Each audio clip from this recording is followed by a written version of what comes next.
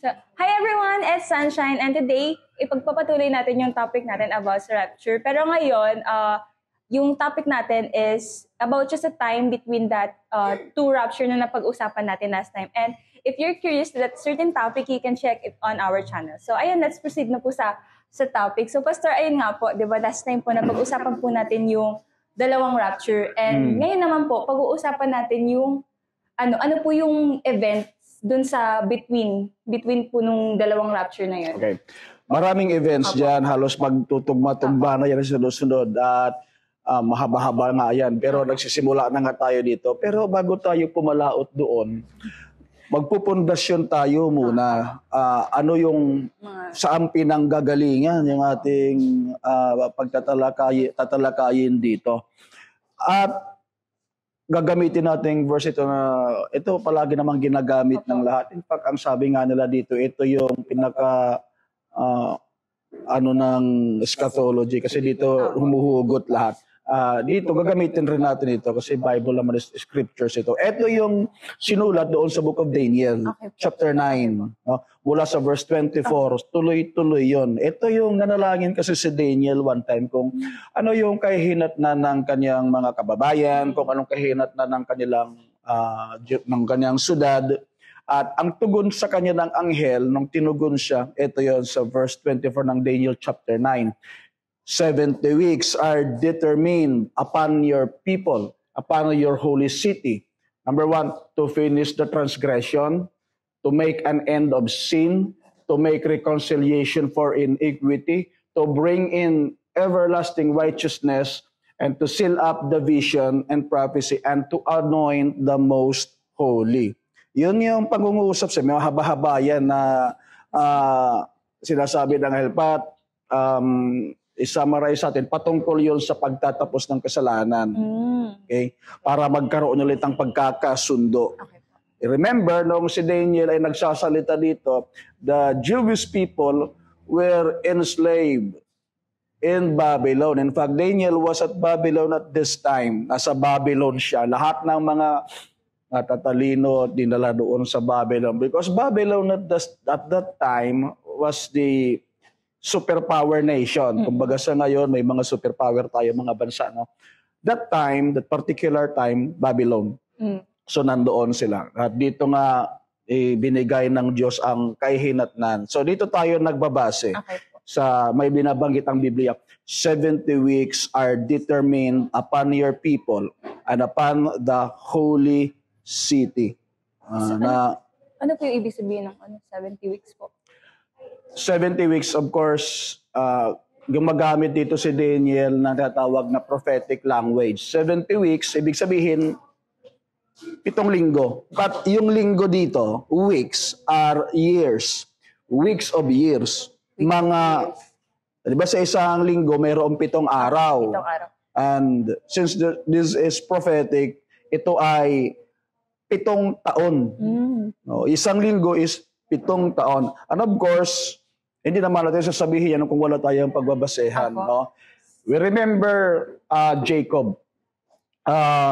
Nung nagkipag-usap siya, in the book of Genesis chapter 29, verse 27, ito yung sabi ng Bible, fulfill your week, and we will give you this also for the service that you shall serve me yet another 7 years. Isipin mo, fulfill her week and serve me for yet another 7 years. So, 1 week, equivalent pala noon is 7 years. Ito kasi yung gusto mong mapangasawa noon,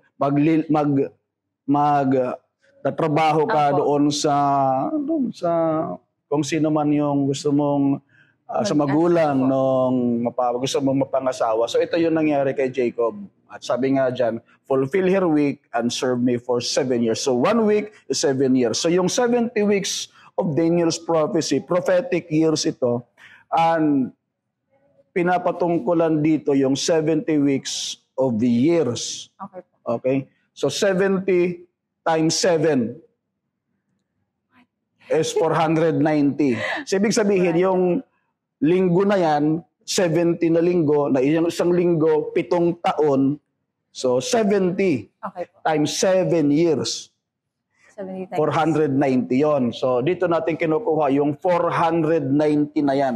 At binabanggit dyan sa next verse yan, "Know therefore," pinapatuloy-tuloy naman yung pagpapaliwanag dyan eh. "Know therefore and understand that from the going forth of the commandment to restore Jerusalem unto the Messiah, the Prince, will be 69 weeks. 69 weeks. Mula daw doon sa pag-uutos na itayo yung templo ulit, no? Hanggang sa pagdating ng Messiah will be 69 years.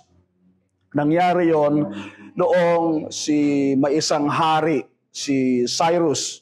We read that in the book of Chronicles, chapter 36. Sabi ni Cyrus, "Let all the kingdoms of the earth and the Lord God of heaven that has given me has charged me to build him a house in Jerusalem, which is in Judah." No?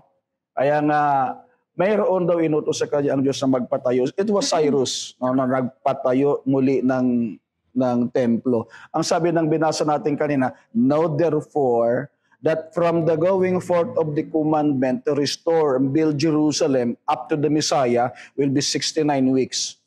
So 69 times 7 years, o yung 490 na lang, minus 7. Kasi, hindi ano yan, ano ba? 483. No, 483 years daw yun. Now, hindi natin tatalakayan, medyo technical yan. Pero, may mga, anyways, maraming mga patunay dyan na talagang ito, nangyari talaga ito siya. But, the point is, from the time that the command to restore pagpauwi sila doon sa Jerusalem, up to the Messiah, the Prince, is yung 69 years. So, kung 69 years ito, at mayroong 70 years na 70 weeks, 70. At 69 weeks, dumating na ang Messiah. Ibig sabihin, tapos na. Yung 69 weeks, tapos na.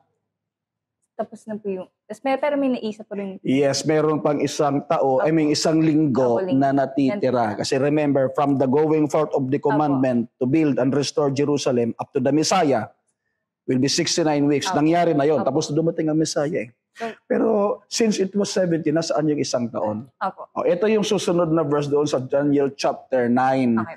"And he shall confirm the covenant with many for 1 week."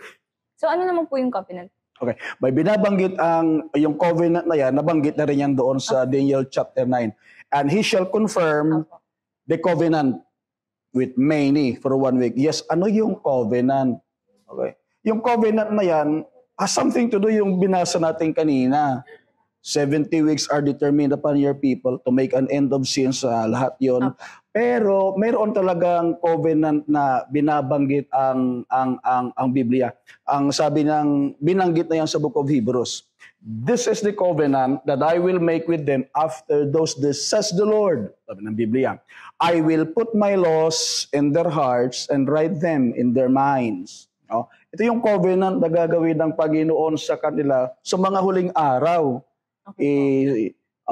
Ilalagay kong aking mga batas sa mga puso at isusulat daw sa mga isipan.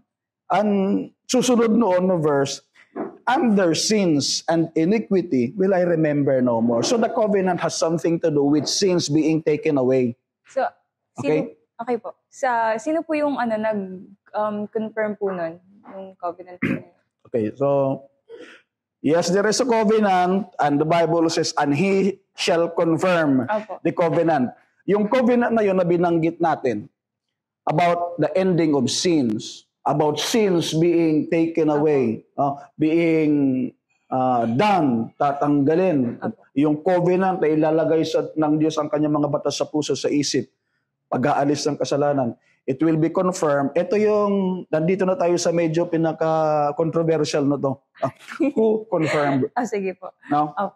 Babalikan natin yung verse na yun. "And he shall confirm the covenant." He. Who is he? Sino po yun?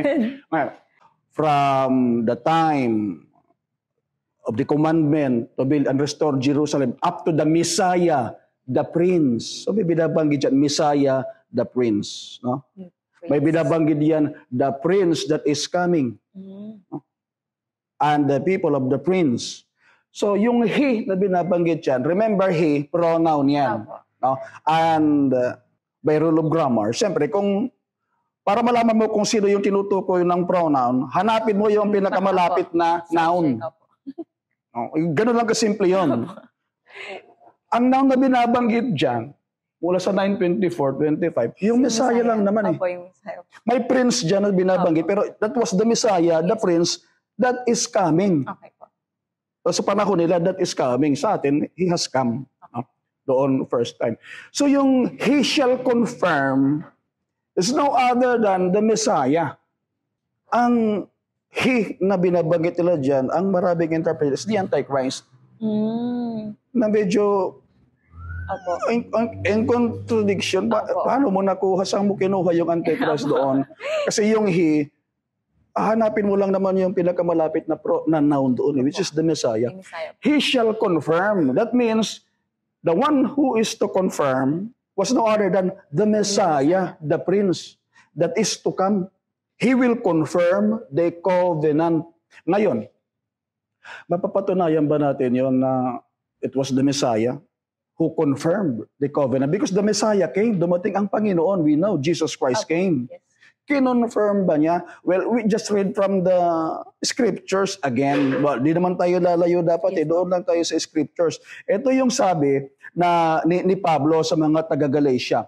The covenant that was confirmed before God in Christ.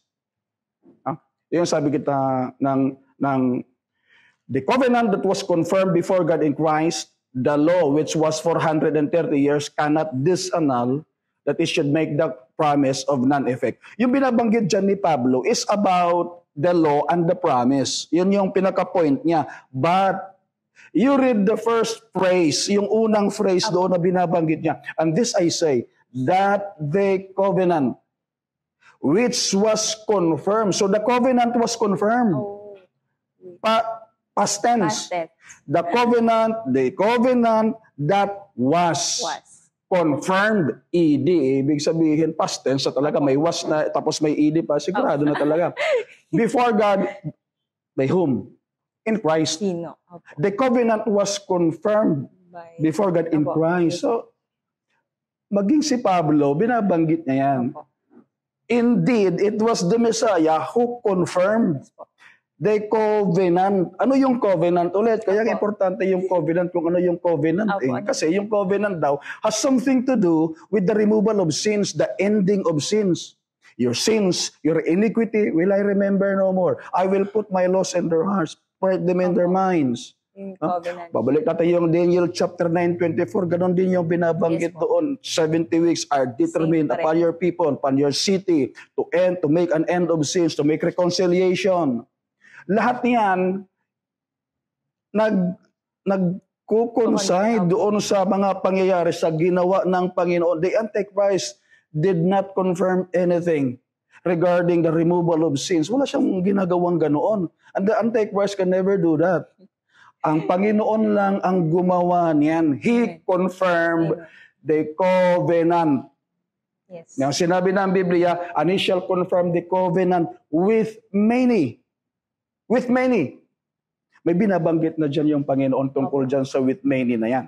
Matthew chapter 26, binanggit na yan ng Panginoon. Kung ito palagi, mayroon tayo tinatawag na communion. At the Passover, yung tinatawag natin itong Last Supper. No? At the Passover, ang Panginoon ay nandoon, ng mga disciples niya, may binanggit siya dyan. Kinuha niya yung cup, sabi niya, this is the blood of the new covenant. Testament. A testament means covenant. Okay? This is the blood of the new covenant which is shed for many. Babalikan natin yung Daniel chapter 9. And he shall confirm the covenant with many. Ang sabi ni Pablo sa mga taga-Galatia, the covenant was confirmed before God in Christ. How? Ito yun. This is the blood of the new covenant which is shed for many. For what? For the remission of sins. Again, has something to do with the removal of sins. Aba, hindi tayo maliligaw dito eh. Ito yung katotohanan. Yes, po. Christ confirmed the covenant. It was the Messiah who confirmed the covenant. It was not the Antichrist who confirmed the covenant. Naliligaw ang marami dyan pagka aabangan tuloy nila asa na kaya yung Antichrist. Magkakaroon yan ng pagkikipagkasundo sa Israel. Papayagan yan sila na magpatayo ng kanilang templo. Pagkatapos sa gitna noon, nakafocus doon sa Antichrist. When the intention of the scriptures was not focused on the Antichrist, rather, it was so focused on Jesus Christ, the Messiah, the Prince that is to come. During the time of Daniel, of course. Sa atin, dumating na siya. But it was Christ who fulfilled, who confirmed the covenant. No? Amen. Confirmed, it was Christ. It was the Messiah. So, yung next question kasi, Pastor, is, paano daw nag-stop yung sacrifice? Hindi niyo pa po na-mention. How do we... Okay, kasi may binanggit doon. And he shall confirm, but in the midst of the week. Apo. He shall confirm the covenant with many for 1 week. Apo. And in the midst of the week, sa gitna ng linggo. Okay. Okay, the last 7 years ito. Apo. Okay, sabing last week, 7 years. In the midst of the week, he shall cause the sacrifice and the oblation to cease. Apo. Sa gitna ng linggo, ibig sabihin, after 3.5 years, if 1 week is equivalent to 7 years, di automatically, yung kalahati nun, 3.5 years. Okay? So, 3. sa loob noon, na pinatigil yung tinatawag na pagsasakripisyo. Kasi, nang dumating ang Panginoon, from the time na pinakilala siya doon si John the Baptist, doon sa Jordan River, behold the Lamb of God, pointing to Jesus Christ again. Behold the Lamb of God that takes away the sins of the world. Something to do again with the sins. The Lamb of God, the sacrificial Lamb that takes away the sins of the world. Para saan yun? To confirm the covenant, the ending of sins. Yun yung purpose doon, the Lamb, the sacrificial Lamb. He was the Lamb. He was the true sacrificial Lamb. Siya yun. That is why, after 3 years in the ministry, he was crucified. Ipinako siya doon sa krus. Okay po. Noong naipako siya, yun yung talagang tunay na sakripisyo. Napatigil yung lamb na lahat na tinutukoy doon sa sacrifice. Anyway, lahat naman ng patungkol doon sa Old Testament covenant is pointing towards Jesus Christ. Ito yung ultimate fulfillment talaga. Noong ginagawang pagsasakripisyo ng mga Hudyo, magdadala sila ng alay, hayop doon sa templo. Ang templo pala, araw-araw yun. At the same, ang templo kasi place of worship. No? But at the same time, it was a slaughterhouse. Nagsasamba sila doon, pero araw-araw may mga kinakatay doon. Araw-araw yun. It was a slaughterhouse. Nag-aalay sila doon. The Bible says, in the midst of the week, he caused the sacrifice and the oblation to cease. If the one who confirmed the covenant is Jesus Christ, the Messiah, and it follows that the Messiah, Jesus Christ, caused the sacrifice and the oblation to cease. Napatigil niya. Yung pagsasakripisyo, natigil. Paano? He was the ultimate sacrifice. Yes. And so kung nagawa na niya, wala nang pag-aalay pa. Doon natigil, doon naganap, doon nangyari. That was the time when the scriptures in Daniel that says he caused the sacrifice and the oblation to cease. That was the time that it was fulfilled when Christ was offered. His body was offered as the sacrificial lamb. Binabanggit pa nga yan ni Pablo eh. By which, the Bible says, sabi ng writer ng Hebrews, no? Hebrews chapter 10, by which we are sanctified through the offering of the body of Jesus Christ once for all. Sinong tinutukoy lang dyan? Ang Panginoon. Nalinis tayo sa pamamagitan ng offering ng kanyang katawan ng Panginoong Jesucristo once and for all. Amen. Verse 10. Verse 12. Halos ganun din ang sinasabi yun sa verse 12. No? But this man, after he had offered one sacrifice for sins, forever sat down on the right hand of God. Next verse ulit, verse 14, laktaw lang ng isa pa. For by one offering, He has perfected forever them that are sanctified. So, kung nangyari na ng Panginoon, ginawa ng lahat ng Panginoon by one sacrifice, yes, then He has done it for everyone. That's why the Bible tatalon lang ulit tayo doon sa Hebrews chapter 10 na yan. But isa lang ang tinutukoy doon, no? Yes po. Now, where remission of this is, there is no more offering for sin. Dahil sa pag-aalis na ito ng mga kasalanan, wala nang pag-aalay pa. Bakit ka pa mag-aalay? Opo. Ginawa na ng Panginoon. Yun ang ibig sabihin ng Biblia nung sinabi niya. He caused the sacrifice and the oblation to cease. The sacrifice of Jesus Christ, His body on the cross when He was crucified. It was enough. One sacrifice and enough sacrifice for the remission of sins. And so therefore, having done this, nagawa niya ito, there is no more offering for sin.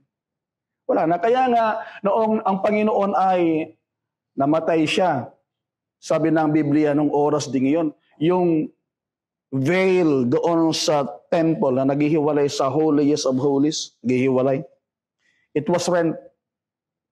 Nahati siya. Ibig sabihin, kasi doon sa holiest of holies, ang nakakapasok lang doon yung high priest. Yes po. Once a year. Once every year. Once every year. No? Pero noong namatay ang Panginoon, Passover, nahati yun. Ibig sabihin, everyone now can enter into the holiest of holies. No, no more offering. Wala nang pagsasakripisyo. Tapos na. No? Pinakita ng Panginoon doon. Tapos na yung ministry na ito ng tabernacle, ng temple. Opo. The true temple is right there. Ilang kilometro lang, nakapako doon. Wala silang kamalay-malay. Wala silang kaalam-alam. Pero nandun na, tinapos na. And yet, of course, yung mga Hudyo, nagpatuloy pa rin sila sa kanilang pagsasamba. Sa pamagitan ng pag-aalay. Tuloy-tuloy pa rin sila. Hindi naman nila kasi kinilala ng Panginoon. Pero, wala na yon. Ginawa na ng Panginoon. Again, kahit ano yung gawin pa ng mga Hudyo, marami kasi nananalangin ngayon.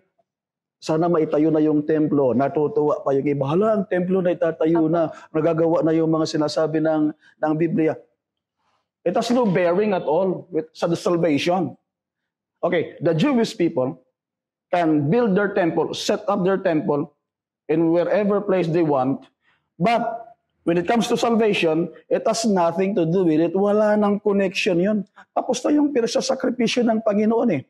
They can build their temple, sacrifice, yung mga red heifer na yan, o sinasabi nila, okay, gawin na yan, pero walang kinalaman yan sa kaligtasan. In fact, no, pag gagawin ng mga Hudyo yan, isang malaking sampal yan sa ginawa ng Panginoong Jesucristo.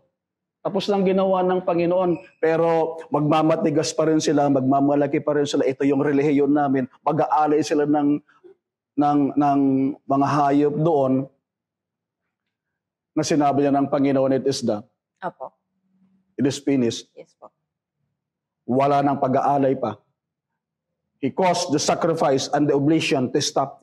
Wala na. Tapos na. Pero gagawa pa rin sila, pagmamalaki nila sa Panginoon, kumbaga, hindi talaga nila tinatanggap ang Panginoon hanggang ngayon. Apo. Huwag lang magkakaroon ng pagkakamali yung maraming mga mananampalataya na makikiisa tayo doon sa sampal na yun sa ating Panginoong Jesucristo. Ba't tayo mananalangin ng gano'n? Ginawa na ng Panginoon. Pinahintulutan nga ng Diyos na masira yung templo 70 AD. Pagdating ng Roman army sa pangunguna ni General Titus, nanira yun, wasak yun. No? Bakit? Kasi tapos na yun eh. There is no need for the temple. Tapos na ginawa ng Panginoon. Kaya, who confirmed? Yes, po. What is the covenant? Has something to do with the removal of sins, the reconciliation with many. Okay? Who confirmed it? The Messiah, the Prince that is to come. He confirmed. Jesus Christ confirmed the covenant. Ginawa na niya.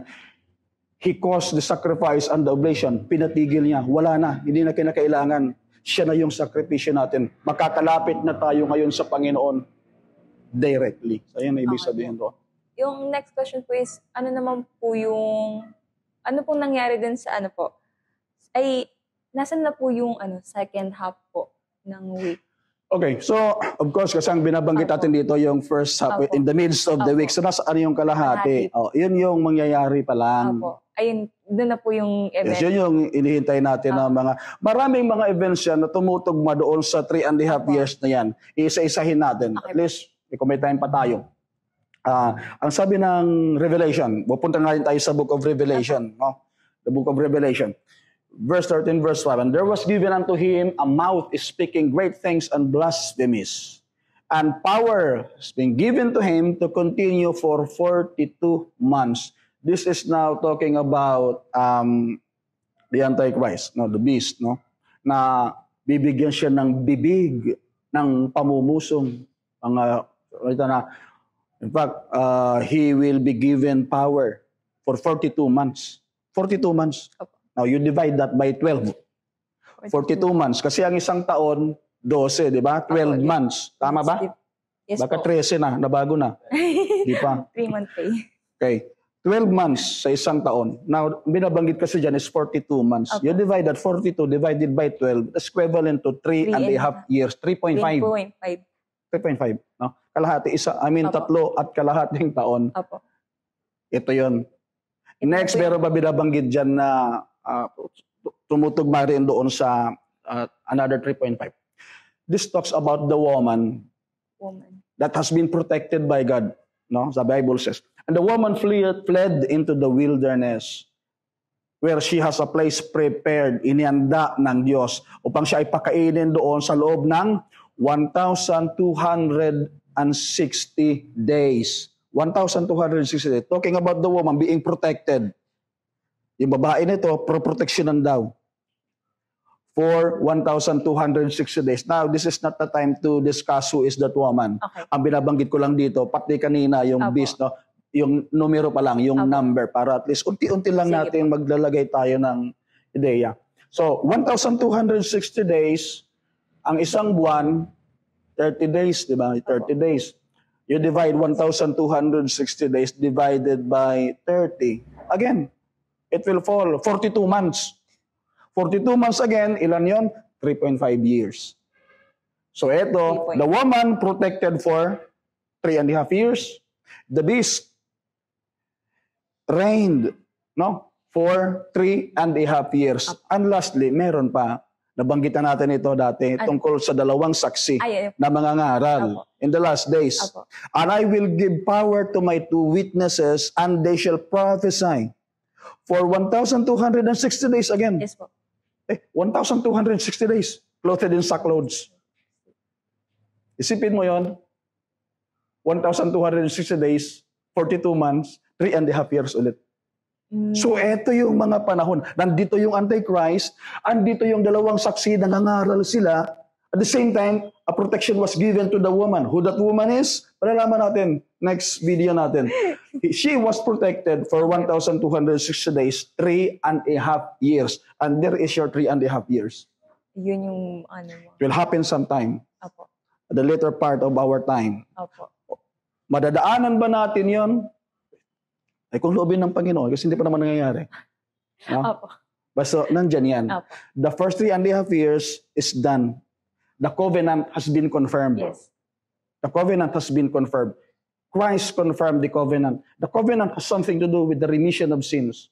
The reconciliation was offered. The covenant was confirmed by His blood. This is the blood of the new covenant, which is shed for many, for the remission of sins. There is your covenant, there is your confirmation, and there is the confirming agent, Jesus Christ. The last 3.5 years, the halfway of the 7 years, about to happen, is about to happen. Ipagpapatuloy natin yan siguro sa susunod na sige po. Okay, para naman, kunti ka din. So much information, ano tayo, alam mo, di ba, nagkakaano pag marami. Kasi ito talaga, Kanina po may mga mat, hindi ko po alam lumilipad na lang po yung these are new information, I believe. Ang iba, bago pa lang ito narinig. But, again, pag tinawag ka ng Diyos, may intindihan mo ang mga bagay-bagay, pati yung mga tago at mga sekretong bagay mula pa sa mga pundasyon ng mundo. Papaunawaan ng Diyos. Amen. For some, minsan magtatanong ang mga disciples sa Panginoon, Lord, why do you speak to them in parables? Ang sagot sa kanya ng Panginoon, sinabi sa kanila, well, to you, yung disciples, sabi niya, to you, it is given to know the mysteries of the kingdom. But to them that are without, it is not given. So mayroong binigyan lang ng mga hiwaga ng kaharian, mayroong hindi binigyan. Kung maintindihan natin ang mga hiwaga ng kaharian ng Diyos, well, most probably we are part of the inner circle. Pag hindi natin maintindihan, baka nasa labas tayo. So it is my prayer that for those of you who are watching this video, you may be able to understand. The Lord opens your mind, opens your understanding, that you may understand the great riches of the glory that is about to be revealed by the Holy Spirit. In Jesus' name. That's all for today's video, guys. And I hope meron po kayong natutunan sa topic natin ngayon. And if you have a certain topic or question po, you can leave it in the comment section. And if ever na may time kami, baka ma-check po namin siya and masama po namin siya sa mga next episode. And ayun lang po, kindly hit that like button and subscribe na rin po kayo, and God bless. God bless.